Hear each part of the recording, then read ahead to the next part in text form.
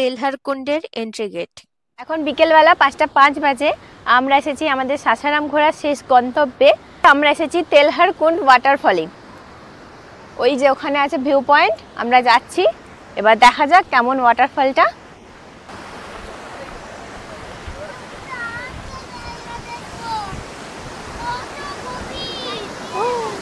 ওরে বাবা রে, প্রচুর গভীর। চলো ওইদিকে গিয়ে দেখি একবার। এখানে দেখা যাচ্ছে না, ওই পাশে যেতে হবে।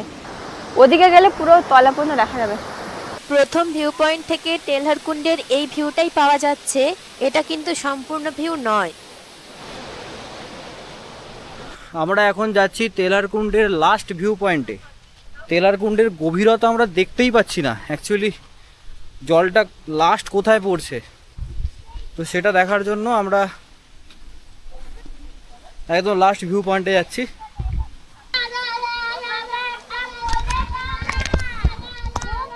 আমরা পৌঁছে গেছি তেলহার কুণ্ডের একদম লাস্ট ভিউ পয়েন্টে। আমরা এলাম প্রায় 200 থেকে 300 মিটারের মতো। পুরো খাদের পাশ দিয়েই এরকম ব্যারিকেড করা আছে। ওই দূরে দেখা যাচ্ছে ঝর্ণার জল পড়ছে। এই হলো তেলহার কুণ্ডের last view point. Wow, just awesome. গভীরতাটা একবার অনুমান করুন কতটা গভীর। এই ঝর্ণার জলটাই এখান দিয়ে নদী হয়ে যাচ্ছে। জাস্ট অসাধারণ।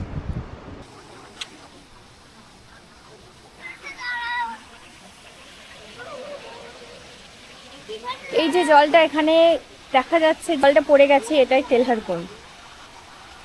এখান থেকে তেলহার কুণ্ডে শুরু। আর আমরা যাচ্ছি এখন সামনের দিকে, যদি একটু জলে নামা যায় তার জন্য।